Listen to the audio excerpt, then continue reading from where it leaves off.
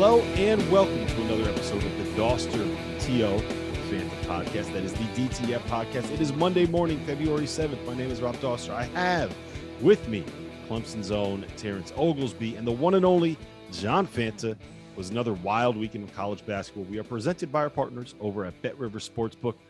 So let's dive into it, guys. How we doing? How was your weekend? Great weekend. I got to do I felt like we stayed on the live stream forever on Saturday, but it was just such a good day of games. I had a great time. Great weekend, and then woke up on Sunday, saw some pretty good action. Not as many games. It was, I think, I'm not going to say it was quality over quantity, but there were definitely some good games on Sunday. So overall, great 4 or 5 days of games. So much fun to pay attention to, so much fun to watch and to talk about, obviously. I can't wait to get in some of these buildings, man. I'm really excited about seeing some big time venues. Yep. Terrific weekend. And I'll tell you what, on Saturday, I really zone in on one conference. I zone in on the SEC, which we've talked about over the last couple of weeks, gentlemen. And I really looked at what Auburn and Georgia, that game, and the fact that Auburn squeaks by. And then I look at Kentucky, and I watched them closely Saturday night. And you guys alluded to it on After Dark Saturday night. The Wildcats are on a roll. And we've got a backcourt that's found themselves an elite big man in Oscar Tshiebwe. I'll tell you what, it was an interesting Saturday in the sport. I think we anticipated some even more drama, but it was a statement Saturday by different leagues and different teams, and I know we'll get to it, but I think we are in a beautiful time of year right now. We're less than 2 weeks away from the bracket reveal of those top 16 teams from the selection committee.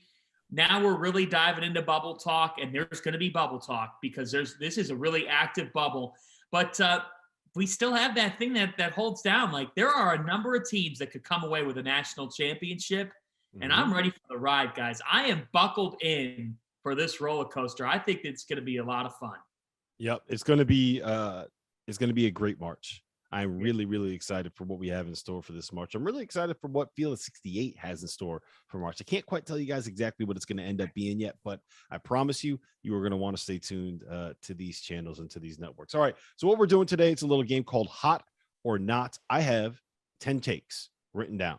I'm going to give them to Fanta and T.O., and they're going to tell me whether or not they are hot takes. We have 5 minutes per question to answer it. Are you guys ready? We got 5 minutes on the timer again, baby.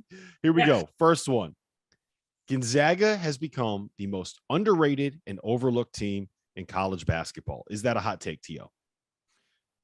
I think it's possible. I think their flaws are still their flaws. The only thing is, out of sight, out of mind when they don't play anybody of any significance. And I know the West Coast Conference got a lot of love here early, but let's be honest. They're still wiping out everybody by significant margins. Their issues are still the issues. The thing is Chet Holmgren's figuring it out offensively. And that's something that at the beginning of the year, you could see flashes of that kind of potential, but now they're bringing him down as a trail man and finding out where he's best within the offense. He's becoming more and more confident with his jump shot. He has been really, really good, and they are on a roll. The only problem is, and it's been a problem for them for a long time, who are they going to really play of any consequence? St. Mary's is number 17 in KenPom, but let's call it what it is. Some of these numbers are inflated because they play in that West Coast Conference. I still love this team. I love where Chet Holmgren is going. You're shooting 46% from three, and you're finding more ways to get him involved. They're going to be dangerous.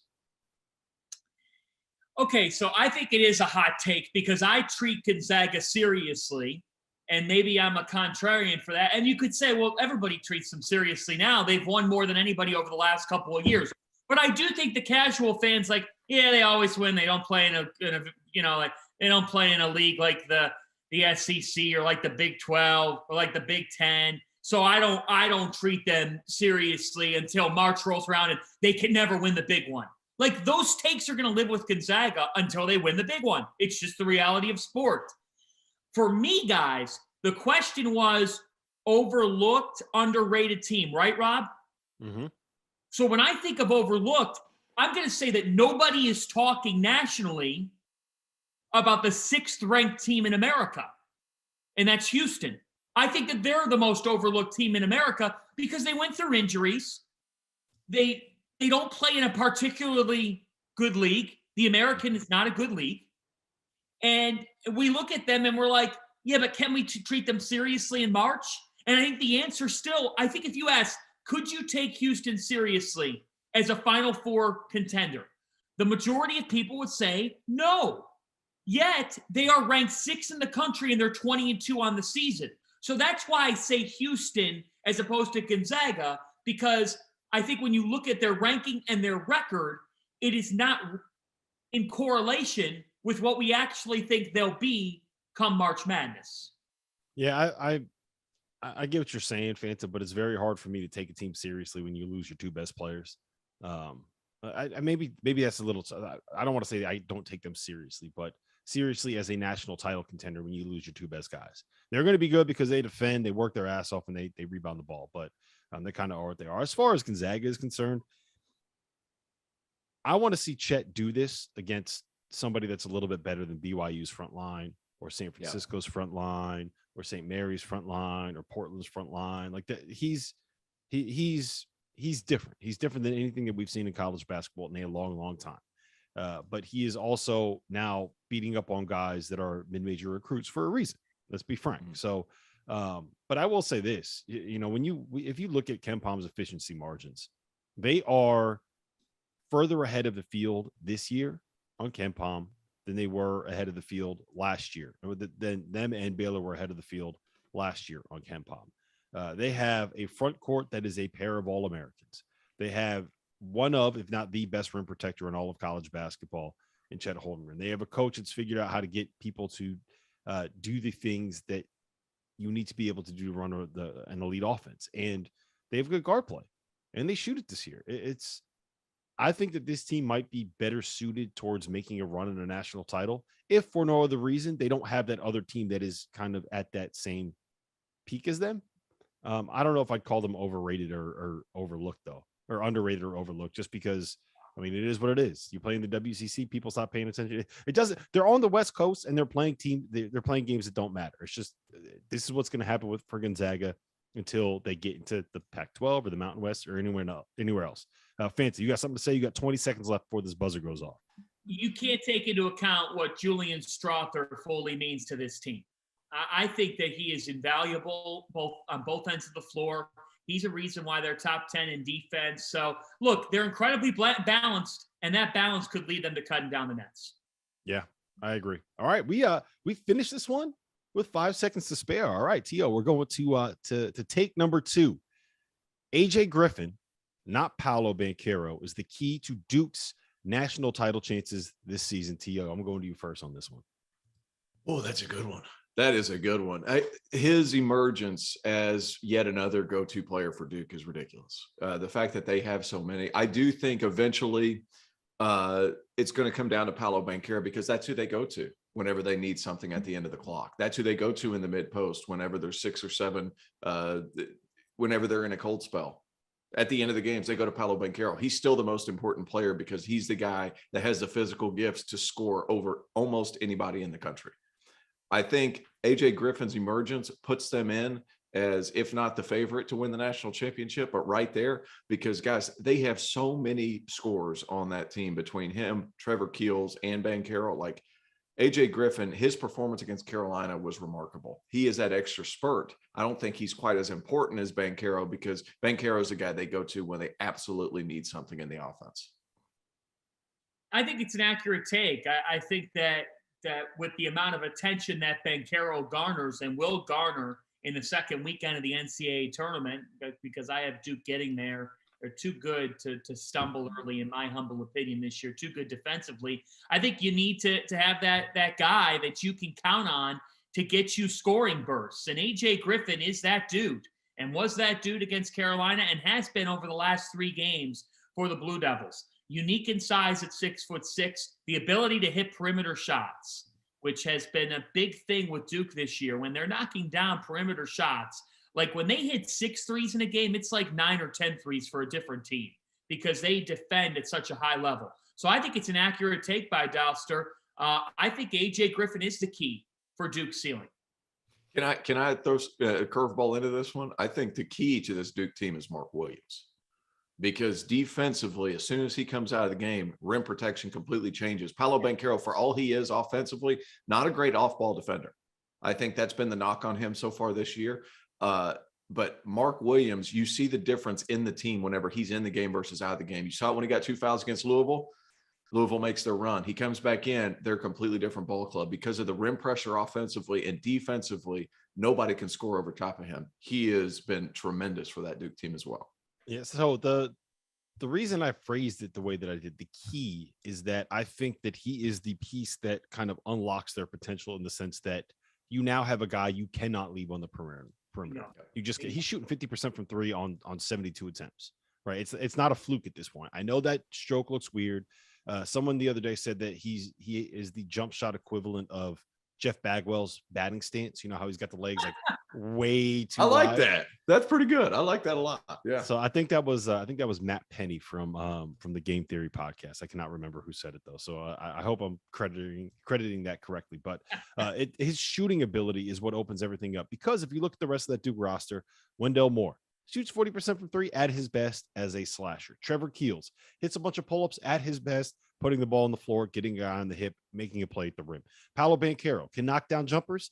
You want him in and around the basket, in and around the paint, taking advantage of his length and athleticism. Mark Williams, he's not doing anything outside of about 6 feet. So being able to pull people away, create a little bit of space, get a little bit of breathing room for some of these other guys in the paint, I think is what's going to make the difference between Duke being great and Duke being a team like they were in 2019 when they had all this talent. And then they got into the tournament and Taco Fall was able to guard Trey Jones and just stand in front of the rim, kind of a deal. Yep. So to me, that's why I think he ends up being the key, because we didn't see him until about 2 months ago, really kind of take off. So that's where I'm at with it. Right now, Duke is the second favorite team. Tio, we got about a minute left here. Do you think that's right? According to Bet Rivers, they are the second best team or second most likely team to win a national title. Well, I saw a graphic that Fox Sports put out the other day. It was something like there's over the last 10 or 15 years, the team that wins the national championship is top 15 in both offense and defense. I can't remember exactly. Don't hold me to that, but they have that. They're 11th in offense, 15th in defense. I think matchup for matchup against whoever they play, they're going to have some mismatches in their favor. And exception of maybe 2 games, unless they play Auburn or unless they play Gonzaga, I think they have the best prospect on the floor at all times. And that stuff matters. And they probably will have the best player on the floor at all times for the most part, right? Yes. Yeah. Whether it's Paolo. So that's kind of what I was alluding to. But yeah, they are so talented, and there's just guys around them that also have that spurt ability, kind of what you're referring to with AJ Griffin, Fanta. Yeah. I think Griffin's the key to their feeling. Not a great. I don't know. I don't know what we have better. There's better alarms. Not a great alarm. There's better alarms on your phone. Yeah, there is. The problem was I started it too late, and I didn't want to start testing it after we actually hit record on the pod. That would have been weird. So you're just gonna have to deal with my shitty alarm, T.O. See, that alarm would keep me asleep. Like, I'm a bear when I'm sleeping. That would not wake me up. I have 2 kids, man. I haven't needed an alarm to wake myself up in like 3 years. No kidding. Yeah. No kidding. Wait for it one day, Fanta. Wait for it. My daughter is a human alarm clock. She comes in there at 6 a.m. every day. Hey, Daddy. Yeah, I also have a dog that decides to go to the bathroom every morning at 4:30. So sleep does not exist at Field of 68 HQ. Field of 68 parenting pod. That's the next one. All right. Before we get into the next hot take, I just want to let you guys know about NordVPN. What's more important than peace of mind, T.O.? Nothing is more important than peace of mind. And that's what NordVPN is here for, to give you peace of mind while you are online. And with all of the threats that you face today on the internet, it is more important than ever to be sure that you have the best VPN that you can get. NordVPN is the world's best VPN service, offering the fastest connectivity, most servers, and next-gen encryption to make sure that everything you do online stays secure. And we all know that what Fanta does online, you need that to stay secure. Plus, you can use NordVPN on all of your computers and all of your devices, no matter the operating system. With NordVPN's unlimited bandwidth, you never have to worry about a slow connection either. And plans start at just under $4 a month. So grab your exclusive NordVPN deal by going to nordvpn.com/believe, BLEAV, or use the code BLEAV. That's believe, BLEAV, to get up to 70% off your NordVPN plus NordVPN plan plus one additional month for free. It's also risk-free with Nord's 30-day money-back guarantee. That's nordvpn.com/believe. All right. Did you have your alarm set for that ad read? Was that a 5-minute ad read? That we got it right. This podcast must be doing great. This podcast must be doing great. We got it right under the 60-second window. Boom. All right. Here's take number 3. North Carolina will miss the NCAA tournament if they do not beat Duke in Cameron Indoor Stadium on March 5th. Fanta, you go ahead. You're our bubble guy. You're our bubble guy this week. Well, I don't think they're going to beat Duke at Cameron Indoor Stadium. I still think they could make the NCAA tournament. So if you're requiring a win at Duke to make the tournament, I'm going to say that that's too hot of a take. Because if they win out, and then they in the ACC tournament, if they make the semifinals, you're probably good enough to still make it, because you got to field 68 teams somehow. Yeah. What is a hot name? What is a hot name, Fanta? What's that? That's why we have this name. That's why we have this name. And let me tell you something right now. What is a hot take is the narrative that they're definitely a tournament team. They're definitely in. They're definitely going to make it. There are no definites about a bubble team. No. There are no definites about a bubble team. You can't start making definitive statements when you are firmly on the bubble, because there's not a soul making that about Wyoming, because they're Wyoming, right, and they don't generate the television dollars and the ratings that North Carolina does. Hold on. You're cutting on to hot take number 9 here, okay? So let's save the Wyoming conversation. All right, let's stick to North Carolina. I'm gonna give you the floor. You could have the whole 5 minutes for part number 9. That pissed you off when Jay Billis said they were a tournament team, huh? I like Jay, and I think Jay's one of the standard analysts. I think everybody's critical of national analysts all the time. It's easy for them to say. Jay Billis is one of he's the main ESPN analyst for a reason, but I just don't think it's fair. You know, I like Jay, and I think he's a good analyst. I want to clarify that again, but I don't think that particular observation is very fair, because North Carolina does not have a single win that makes you say, wow, they showed themselves that day. Now, they haven't beaten a team that's top 50 in the net. They've beaten Virginia Tech at home. They beat Michigan at home. Their third best win right now, T.O., I'm sorry, I'm going to say this, is Furman at home. And when your third best win is Furman at home, that probably puts you in a situation where it's like, yeah, you know what? You got more shit to do if you want to be in this tournament. Yes. And there's not a lot of placement, T.O., for you to do that stuff when you're in a conference that doesn't have a lot of high caliber opportunities on the schedule. And here's the problem. You said, well, it's not fair. It's not going to be fair. And that's a lot of people's qualms with Carolina. Like if there's a iffy point right there, they're going to get the benefit of the doubt because of what Dauster said with the television dollars. It's going to happen. Like, just go ahead and accept it. If they're close, they're getting in, and they'll probably be an 8-9. So it's like, they don't deserve it right now. They certainly don't deserve it. But if you win the rest of your games, then you're going to have a shot. Going up against Clemson, Ken Pom projects that as a loss. That's going to be a tough game at Clemson. They're missing Hunter Tyson. I think it's going to be hard for Clemson to keep up physicality wise. It's going to be interesting to watch. But Florida State at home, is that a great win this year? Mm-hmm. Not really. Pitt, nope. Virginia Tech, nope. Louisville, how about this? Florida State at home is a quad 3 win. Pittsburgh at home is a quad 4 win. Louisville at home is a quad 3 win. North Carolina State on the road is only a quad 2 win if they're 126th in the net right now. They have to stay top 135 in the net. Think about that. There's one quad 1 win. There's 2 quad 1 wins left on North Carolina's schedule, at Virginia Tech, who is not top 50, and at Duke. They may, if they don't beat Duke, they have to win 1 or 2 of those. They have to win 1 or 2 of those. They're not beating Duke. I will buy everybody a round of drinks in New Orleans if they go into Cameron Indoor and beat Duke. Define everybody. Everybody on the show or everybody in New Orleans? I'm in a bar. I'm dropping $1,000. I'm not kidding. Let's big money Fanta. Big Let's money go. Fanta. I've never been a bigger Tar Heels fan ever. Tar. No, I you never get me to do that. But my biggest thing is Not me, Satan. Not me, Satan. You got Sorry, 15 Fanta, seconds, go Fanta. Fanta, you got 15 seconds. Hurry up. Okay, if we're going to value the net ranking system as much as we value it, and we're going to value quadrant 1 results, we say that those mean the world. If you don't have any, how are we putting you in our field? That's my biggest question here going forward. I think they'll probably make it, but we'll see. I don't know. I would vote. They'll make it. That doesn't mean they deserve to make it. That's 2 different things. And Bingo. here's the thing. If they lose any of these games against bad teams, we're going to have a very different conversation, because the only good thing on their resume right now is the fact that they don't have a single bad loss. All right, T.O., take number 4. You ready for this one?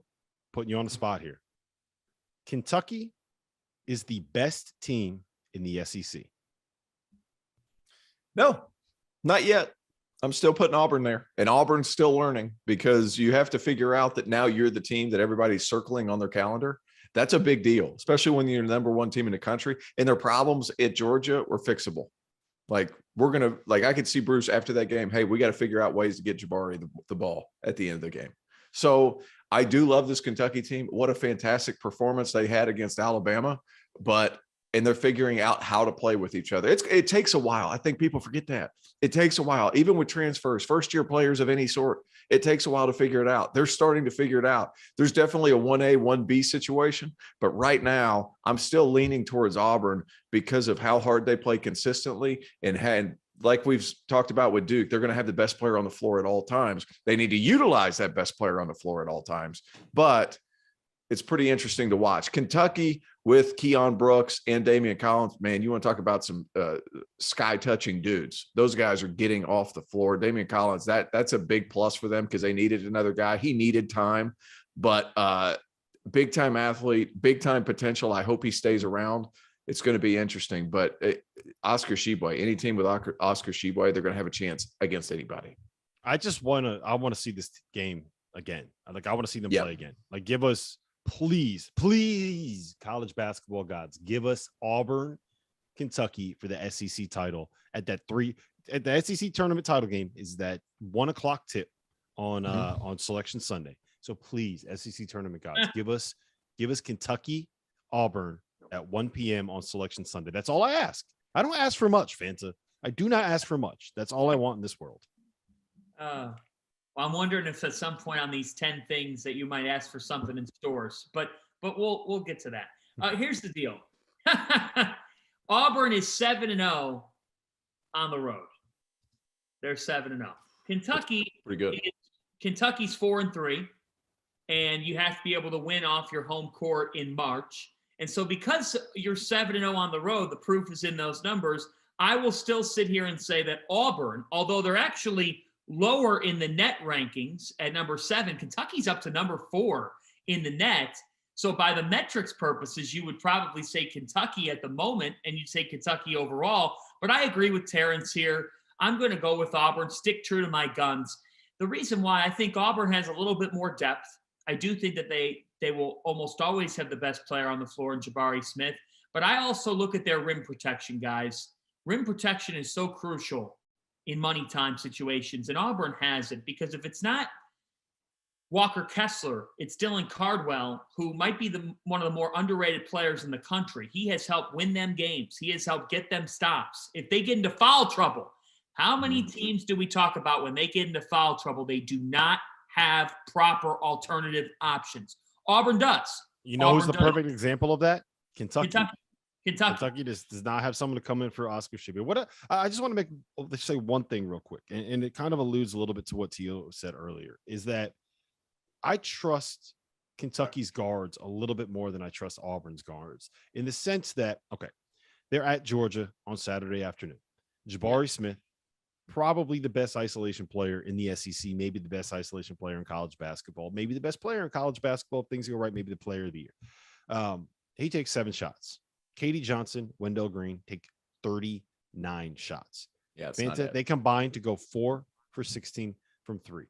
I trust Kentucky's guards to be able to make better decisions and get the ball where it needs to be a little bit more than I do Auburn's guards. That's my worry. Now, I think both teams are great. I think both teams are going to make the Final Four, and I want to see a rematch. And I think the 1A, 1B for me, Fanta, but I trust Kentucky's guards a little bit more than I trust Auburn's guards. Yes, I agree with that statement. I do trust Kentucky's guards more than I trust Auburn's guards, but I trust Auburn overall as a roster more than I trust Kentucky. Sometimes the other thing is, guys, if you attack Tshiebwe, if you attack Oscar Tshiebwe, and you're able to get 2 quick ones, what the hell happens to Kentucky's front court? A lot. I mean, they go downhill. But I also think that for Auburn, their spurtability factor is greater than Kentucky. Yeah. Like KD Johnson is such a great player in every way, Tio. He is. Can I say one more thing real quick? Zep Jasper not playing he's the brakes to Wendell Green, to where like whenever Wendell Green's going nuts, he throws Zep in there, and Zep's not going to shoot a ton of shots, but he's going to do everything else, and he's going to get guys involved in the offense, going to move. Those guys kind of complement each other pretty well, because he's more, I'm going to play defense and initiate the offense, where Wendell Green's like, I'm out here just to get buckets. So I think that's he's a good player. He helps them. Yeah. All right. So take number 5. We are heading to the Midwest. We are heading to the Big 12.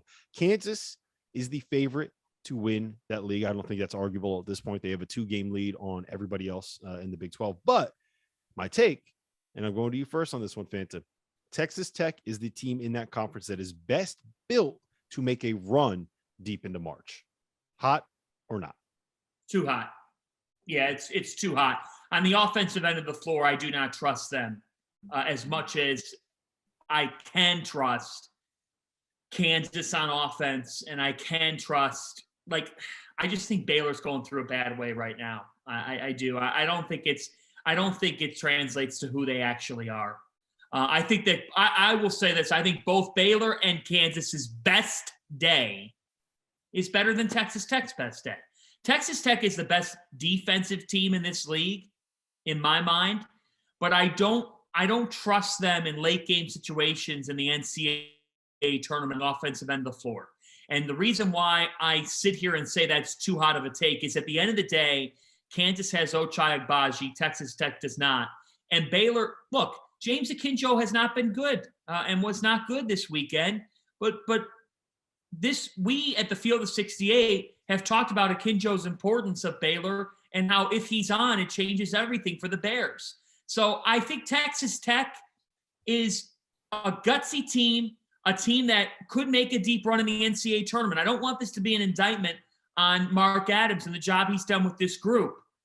But guys, I feel like I'm forever scarred by that Texas Tech Tennessee game at Madison Square Garden. It scarred me. It scarred me. I know it's all the way back in December, but it scarred me. I still live those scars. And I'll tell you, I still think that on their best days, Kansas and Baylor are a little bit better than Texas Tech. That's how I feel about that take. Who won that game against Tennessee? Terrence. The Fighting TOs. Yeah, they did. TOs. Terrence, Yeah. I'm so scarred by that game. I don't even remember who won it. That wasn't an alarm, by the way. That was Fanta with a landline. I don't have a landline at my house right now. That's awesome. It kind of brought me back a little bit. Hey, here's an interesting thing for you. If you want to talk about just strictly Texas Tech, Kansas. Kansas is number 1 in offense, and that during conference play, number 1 in offense, number 4 in defense. Texas Tech's number 1 in defense, number 4 in offense. What are you going to trust more to show up every single night? The defensive portion. And that team defensively during the tournament, when it can get ugly at times, like they did against Tennessee, they can still find ways to figure it out and win. They're a little bit like what we talked about, where we're going here next week. Next week, we're going to Providence, to where it could be a different guy every night. Texas Tech's a lot like that too. And offensively, while Terrence Shannon's trying to get back in his groove, that Texas Tech team, they just have so many different guys that could bother you on a given night. You talked about Kevin McCullough the other night doing a bunch of different things for the team to help them win. They got a lot of guys like that. One night it could be Adonis Arms. The next night it could be O'Banner. Offensively, you do worry, but defense carries you through. And with the lineup built like they're built, I don't think there's a single player underneath 210 pounds on that roster that plays. That's a big burly bunch, and they're going to get after you defensively in March too. Yeah. So I agree with everything you just said. I think they're going to be a nightmare matchup, and the way that they play defensively is not an easy thing to prepare for on short rest, which is what you're going to have to deal with in the tournament. I think Bill Self is the one guy in all of college basketball that I would pick to coach my team in a tournament style game. I just think that he's magnificent at what he does. Honestly, a healthy Baylor to me is the best suited team to make a run. Yeah. The problem with them right now, James Akinjo's coming off a foot injury or an ankle injury. He's not 100%.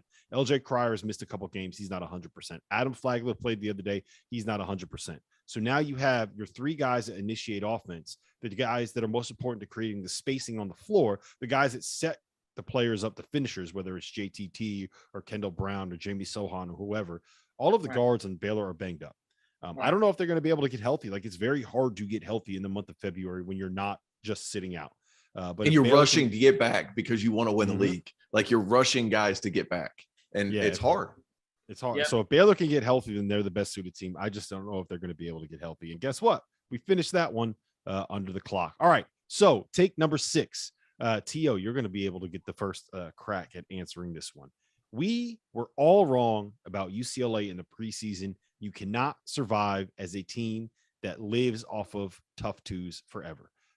For the people that don't know, UCLA is coming off of an 0-2 week. They lost at Arizona, and they lost. Was it a 17 overtime game at Arizona State on Saturday night?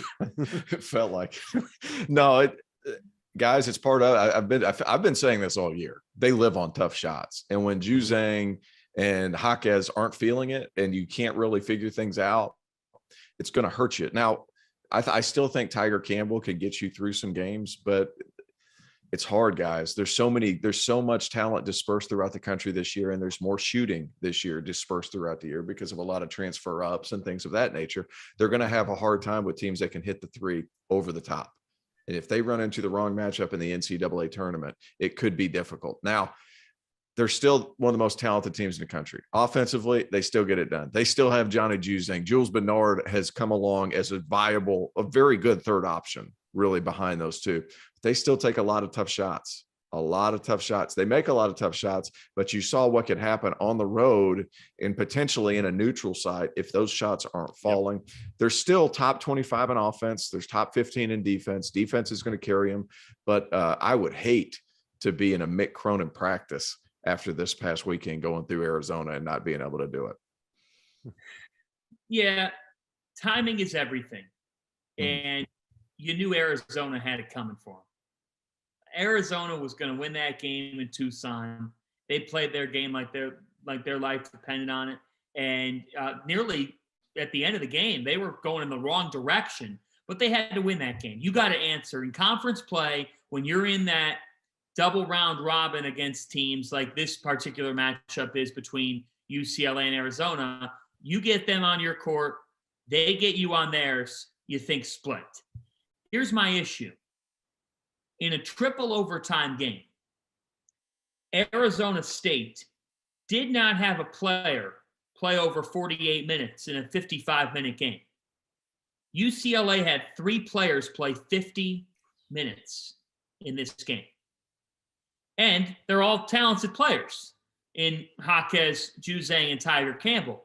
It'd be hard for me to take them off the floor if I was the coach. I love all 3 of them. But where I get concerned about them is that, yes, on the offensive end of the floor, they need Jules Bernard. Jules Bernard is that breakthrough guy. And in this particular game against Arizona State, he goes 2 of 10 from the floor and 1 of 6 from 3. I still buy UCLA. I still think they're a Final Four caliber team. I think if they catch the wrong matchup, they could be susceptible to that. But I think you could say that about a lot of teams. Every team. You could exactly. So for me, guys, this was more about the Pac-12 schedule and how much I do not like 2 games in 3 days every weekend, especially when you're on the road. That schedule defeats itself. Sean Miller has talked about this on our platform, on the Field of 68 this season, that the Pac-12 scheduling at times, when you play 2 road games in 3 days, what is it, that Colorado and Utah swing? It's like you defeat your own purpose. Sometimes you defeat yourself by scheduling that way. It's hard for teams to come back. You play Arizona. It was going to be a gruesome game. It was going to be a war, and it was a war. And Arizona State's played hard. I mean, I'll give them that much. I don't think they're a good team, but I think they play hard. And I thought they did on Saturday night. So timing is everything. I still love UCLA. I really do. But yeah, I get concerned because they're another team. They need certain things to go right. They have very talented players. Their bench, though, is not very good. Yeah. Let me ask you this. Who on that team besides Tiger Campbell makes anything easier for anybody else on that roster? Nobody, but that's the way that they live. Like what they right. run a very kind of NBA centric kind of a style, in the sense that what they do is they try to get switches, they attack mismatches, and they find where they're going to have an advantage and go and attack it. And look, they were awful in the first half at Arizona. I thought that they were a much better team in the second half than Arizona was. And I thought that they came, a couple of missed Cody Riley layups and a couple of missed Tiger Campbell layups away from pulling off the upset there. I think they cut it to 3 with the ball at one point. And they got beat to death the entire Arizona game. So they got beat to death, and they were. Yeah. I think they were just tired by the end of Arizona State. So I'm not taking too much out of that loss, but it didn't go off this time. Anyway, this alarm stinks. Terrible this alarm. is a terrible alarm. All right, so real quick before we go on to take number 7, which I think this one's going to be a doozy. T.O., you want to make some money? I always want to make some money. How about you invest it in an exciting asset that's outpaced the S&P 500 by 164% for 25 years? You know what that is? I am talking about art. Masterworks is the new investing app that lets you invest in blue chip paintings from icons like Picasso, Monet, and Andy Warhol without needing millions of dollars. Over 300,000 people have already signed up for Masterworks. So get priority access with our unique promo code. Log on to masterworks.art/believe. That is masterworks.art/BLEAV. Masterworks.art/believe. See all important disclosures at masterworks.io/disclosures. I'll put those links in the description below for you. But yeah, Masterworks, invest in art. T.O., I know you're a money guy. All right. We're going to take number 7. Here we go. Purdue, Arizona, and Kansas. You cannot trust them in March because you cannot trust their point guard play. T.O., is that a hot take? I'll say so. Purdue, Arizona, and Kansas. Mm-hmm. I think Kansas gets enough done. I worry more so about their 5-man, but it just depends on matchups too. Purdue, that's a weird one for me because I think it comes more down to, are they going to be able to defend the 3 whenever they're playing against really good small conference teams? And we all know that they're going to try to pull them out and just shoot over top of them. That's how those teams win. Point guard play, I worry more so. If I had to pick one of the 3 of who I worried about the most when it comes to point guard play, it would be Arizona, because I think Kirk Kriisa, his susceptibility to emotion is too much to win consistently, because he gets way too fired up. Like, you love emotion. You love like guys being fired up and all that stuff, but you also have to be able to bring it right back down. You saw his susceptibility when they played at UCLA. You also saw the positive side of that when they played UCLA at home. So it's too much like this. That's why it makes me really nervous, because you have one of those down games in the NCAA tournament against a really good team, you can be put out early. If I had to worry about that, point guard play matters. Obviously, out of those 3, I think Purdue can slow it down and figure some things out offensively enough to where you don't have to worry about it. I worry more so about them defending. Kansas, Bill Self. Arizona, I worry about Kirk Kriisa. As much as I love him, I worry about him. Yeah, I think it's too hot of a take for Purdue. I think it's a good take for Arizona and Kansas. The reason why with Purdue is, if I'm in a late game situation, I say, well, I'm too talented to totally hinge on my point guard play. here you go, Jaden Ivey, make a play for me. You're going to be a top 5 pick. You're more than capable of making plays for me. And you look at Purdue from a turnover standpoint, it's not like Eric Hunter Jr. is a turnover problem. And I don't think he is. I mean, I look at what he's done recently for them. This is not a high turnover rate player. So I don't worry about Purdue from a point guard standpoint, because I think that Jaden Ivey is so tough late in games. They can give him the ball. He can find catch and shoot weapons like a Stefanovic, or if you're playing through the post, Travion Williams is as good of a passer in the post as there is. So I don't worry about Purdue from a point guard standpoint. I worry about Purdue from a defense standpoint. Yeah, it's the defense for me with Purdue. But I'm concerned about all of them. But here's the thing. There's concerns that I have about every single team in the country. I love Auburn. I don't trust their point guard play after watching what happened against Georgia, right? There's definite concerns there for me. I love Kentucky. But if you get Oscar Tshiebwe in foul trouble, what's the answer there? Gonzaga, I love watching them play. But, at the end of the day, if you put a bunch of athletes out there, what's going to happen? We've seen it twice this year. What's going to happen? So big, strong athletes, big, strong athletes. So I think that they are valid concerns. I think that there are valid question marks about all three of those teams, about their backcourt play, about the way that it's going to get used. I don't think there's a guarantee for any of them to make a run in March, but there's not a guarantee for any team in college basketball this year to be able to make a run in March. So that's going to be the beauty of it, man. There's nobody that you could sit here and pencil into the Final Four. Last year we had 2 of them. In past seasons, we've had 2 or 3. This year, there's nobody that you can sit there and pencil into the Final Four. And it's going to make it for a glorious, insane month of March. And not just in the NCAA tournament. The conference tournaments are going to be out of their minds too. So I'm looking. I can argue against myself a little bit here, because I'm just going to, said Gonzaga. Like, I sit here and look, and according to what I'm saying, like, Texas Tech would be a matchup nightmare for them, because they're big, they're physical, they're switchable, all that stuff. And then Gonzaga thwarted them by 14. And it's like, no, well, here's the thing. I think you need to be able to run on Gonzaga, because I think that for all of the issues that Chet has, and you need a big body inside, you need to be able to kind of have someone that can beat up Chet a little bit in the post if you're going to play a half court style, or you need to be able to get up and down and run with them and take away the advantage that he provides inside. Because if there's one thing that he does, he makes it so that their perimeter defenders can overplay, and it makes it really tough for teams that are going to kind of like dribble around and try to drive and penetrate. And that's kind of what Texas Tech is. You know what I mean? Does that make sense? Yeah. And the other problem is you could be as big, as strong as you want. If you're 6'6", you have no shot against Drew Timme. It's funny. Yeah, but Mark Vidal did. That's kind of where I go crazy with that. Like, he just shoved him away from the bucket. Couldn't get anything. That's such a disappointing. I know, just the worst. It is what it is. All right. Hot take number 8, Fanta. I'm going to you first on this one. Illinois is a top 5 team in America right now. Wow. It is unbelievable that you went to me for this one, because I was just about to say, fellas, if I think there's a team in the country that's a matchup nightmare for everybody else, it's Illinois. Like that, those words were about to listen. It's the synergy, man. It's the DTF podcast. It is. It's the DTF podcast, and DTF is synergy. So Illinois, to me, is a top 5 team in the country.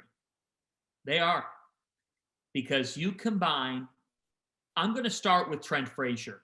We often don't bring him up until the second or third player that we reach. He is as important of a player to a team, as important of a player to a team as any player is to a team in college basketball this season. I mean it. Trent Frazier is big time for the Fighting Illini. Kofi Cockburn, there are very few who are going to be able to get him off beat, get him phased, get him rattled. And in the event that Kofi Cockburn went out of a game, Illinois, from the defensive end of the floor, is still versatile and still has the capabilities to defend you. They did against Michigan State not long ago in Champaign. I actually think they benefit by at times being shorthanded without Cockburn and without Andre Curbelo, because it forces you to learn more about what you have beyond those two guys. And it gives you that amoeba identity that you can change, that if adversity hits you in the face, you're able to handle it. Also, there's a mental aspect here going into the tournament. They absolutely know that they got embarrassed. They got embarrassed by Loyola Chicago last year, who was able to form a matchup against them that nobody else really could have in that particular way. The Fighting Illini are a top 5 team in the country, and I am buying them as much as I'm buying anybody in the ability to make a deep, deep run in March Madness. I completely agree with your assertion that Trent Frazier, Trent Williams. Yeah, dude, brain fart of this. Dude, I'm prone to a brain fart or two. That's about the worst one I've had. Trent Frazier as being Trent Dilfer. Yeah, that would have been brother and Balding. Look, Trent Frazier, he settles them down. Like, that's a team that was wild under Andre Curbelo, and Trent Frazier settles them down. He gets them in their offense, and they find the right spot to get to.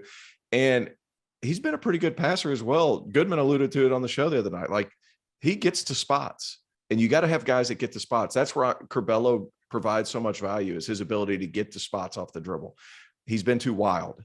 Trent Frazier can get the spots, and he still plays off 2 feet, still finds his guys. This team doesn't shoot it as well as they did at points last year. At least some of their guys haven't. DeMonte Williams was absurd last season. He's only about 34.5% this year. But for the most part, they have weapons, and they can spread you out so far and throw it into the big man down low. Kofi Cockburn, legitimate player of the year candidate. Top 5 team, depends on the night. It depends on the night. I think I would add another hot take into there, and I would say that they are better with Trent Frazier at the point than they are with Andre Curbelo being more than like a 10 to 12 minute guy off the bench. I don't know that that's a hot take. I think we've seen that. Yeah, there's a couple reasons for it. One, Trent Frazier plays both ends of the floor. He'll defend. He's a really, really good defender. Two, he shoots it, and Curbelo you don't have to guard him. And three, he can make an impact with the ball in his hands and with the ball at the floor. And I think that the value of Cockburn, the fact that Coburn's out there, is what makes that all work, because when you put him in a ball screen, he commands so much attention that Trent Frazier really doesn't have all that much to do, right? The decision-making process when you're Trent Frazier coming off a ball screen is like, okay, there's 17 guys helping off of defenders. Which one of these wide open shooters do I want to give the ball to? Or nobody's helping off, so let me just throw the ball up to the big fella, because nobody can stop that mountain of a man in the basket. Like, having Kofi Cockburn makes your life so easy as a point guard running a ball screen. Yes. By the metrics, we talked about that Fox Sports graphic that Tio alluded to at the top 20 and Ken Pom, and that you have to be in the top 20. Illinois is one of only 9 teams in college basketball in the top 21 in adjusted offense and defense, stretched a little bit, but they're the only team in the Big Ten you could say that about. Purdue is 106 in Ken Pom defense. Illinois is 21. Illinois defense. Hey, does Illinois have the same problem that Kentucky does, though? If Sheboy fouls out, they're in trouble, or gets in foul trouble, they're in trouble. No. Cockburn fouls out, they're in trouble. No, they don't. They've learned how to play without him. Bozeman's Verdonk is someone that can play defensively inside. Granderson's another guy. Like, they have guys that can stand in and play defense and rebound the basketball well enough. Kentucky after Sheboy. Yep. Omar Payne's in there too. Coleman Hawkins is, he's kind of fallen off a little bit, but he's had his moments. So I agree with you there. All right, Fanta, it's your time to shine, baby. Number 9. Woo! The Mountain West is a 4-bid league, and Wyoming is the best team in that conference. Take it away. Go ahead. I'm saying yes. They have 4 NCAA tournament teams.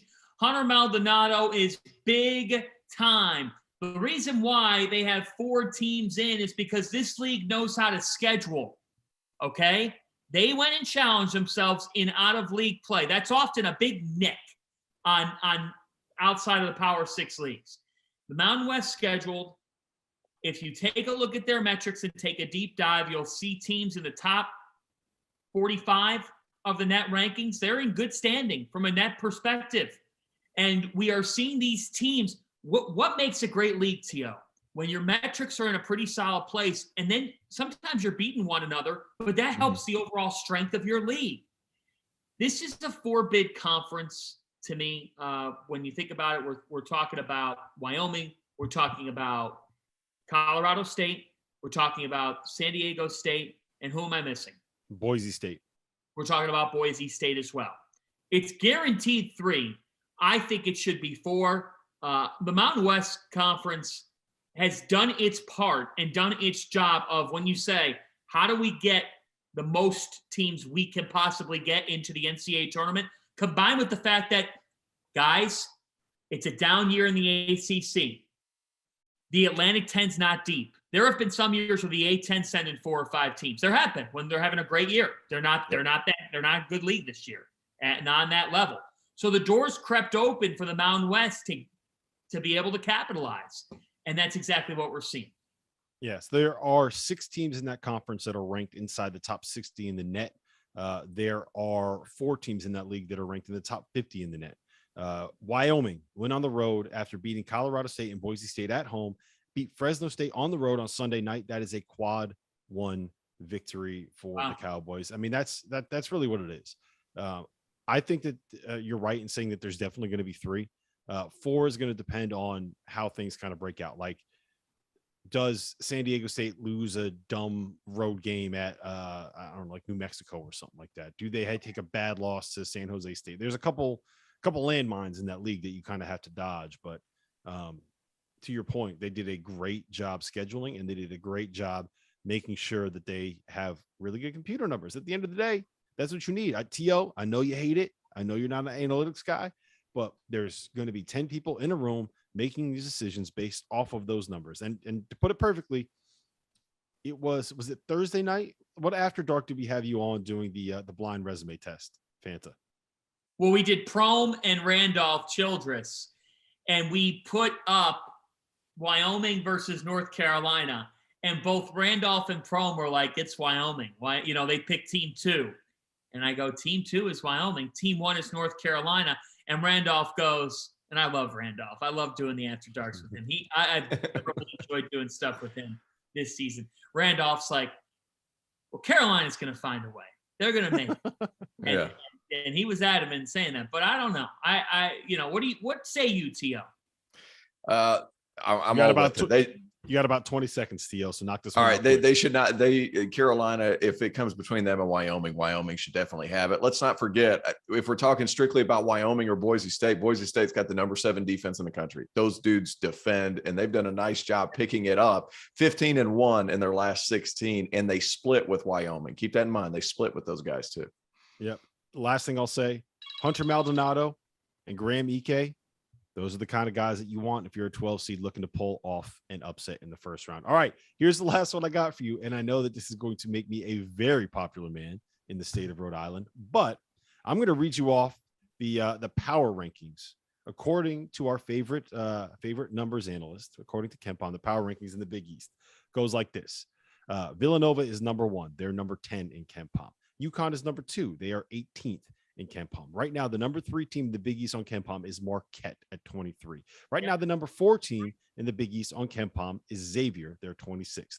Right now, the number 5 team in the Big East on KenPom is Seton Hall. They are 37th. Providence, therefore, is the 6th best team in the Big East. Fanta?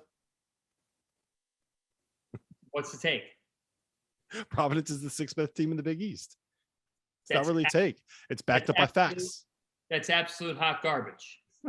That is a pile of steaming hot garbage. Like, that's such a bad take that I wasn't even paying attention to it. That's how bad of a take that is. Now, we all know at this point that or at least Friartown, please. Let me address all of you there in Friartown. Terrence Oglesby's coming to your beautiful town next Tuesday. Treat this Southern man with a lot of respect. Welcome him with open arms. Give him marinara sauce and teach him about Big East basketball. That being said, you still can welcome Robert Dauster. Some know him in stores as Bobby D, who did ask a question last week on After Dark as Bobby D. And Jeffrey Goodman apparently is coming next Tuesday. Welcome him in. Don't have him wait out in the car. Providence is not the 6th best team in the Big East, okay? They are absolutely a top 3 team in the Big East. And some people might be mad at me in Friartown for saying that. But look, 20-2. At a certain point, we have to stop with, if there's still someone that's like firmly riding their really fortunate wagon, like that's part of this season. We went through a really bad 3-4 week COVID surge that altered some schedules, but also the other team's trying to win too. The other teams are trying to win too. And Providence has quality wins against high caliber competition that was at full strength. Just see that win over Marquette last Sunday. Marquette has lost one game in the last month. It was to Providence. And they beat Providence by 32 in the first meeting. That should tell you the kind of coaching job Ed Cooley's done at Providence. The reason why Providence is one of the best teams in the Big East, if not the best team in the Big East, is because they are experienced. Their top 6 players have accounted for over 600 games. They are really good in closing time. They don't have a Big East Player of the Year candidate. They don't. But the sum is greater than the parts. Al Durham, the Indiana transfer, has been sensational in being a playmaking guard.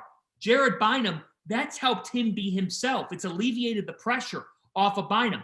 Nate Watson, he holds things down in the front court. And we know, guys, what's the key? If Watson has foul trouble, they can go to Ed Croswell, who's had a good season off the bench for this team, averaging close to 10 points and like 6-7 rebounds a game. The Providence Friars are a team that metrics absolutely hates, but they're an experienced team that's going to play wear you down basketball. And for that reason, they are the top team in the Big East standings. They're one of the best in this league, and they're going to get a very nice seat on Selection Sunday. I think they're a real tough out. I really do. The whole is greater than some of its parts. That's about as good as you could put it with this Providence team. They have a bunch of different guys that could get you on a given night. Like Jared Bynum against Georgetown went berserk. And one might say, well, he hasn't been all that all year. After that game, he's shooting 45.5% from 3. Like, pretty good. Here's the thing with this Providence team. Their metrics aren't going to be great because they're not going to score a ton of points every single night. I feel like this is an adaptable roster, but Ed Cooley can really coach in the half court. And that's where they're going to thrive. The bottom line is it doesn't matter where the metrics are as long as you win. And they don't win beautiful. It's just hard-nosed basketball for all 40 minutes. No, Nate Watson, there's a cumulative wear down towards the end of the year. He's banging down low. He's banging down low. He's banging down low. Eventually, you can keep up in the first half, but then your bigs have 3 fouls apiece. Even the guy who comes off the bench is in foul trouble. So eventually there's going to be some issues. I like the fact that Noah Horkler can step out and pull guys away from the bucket. Al Durham, he wasn't great against Georgetown, but he's been good here this season. He's had some big free throws for them. Don't you do that to me. I just got to talk about the Providence Friars. Are you kidding me? I just started. It's a different guy on a given night. They defend, they're rugged. They have some depth. They don't have elite depth, but they have some.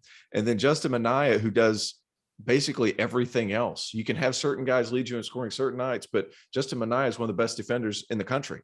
I think that's a big part of it too. I'm so excited to get up there to watch that game against Villanova. I hope that Providence takes care of business coming up against DePaul, and then it's going to be an atmosphere up there at the Dunk.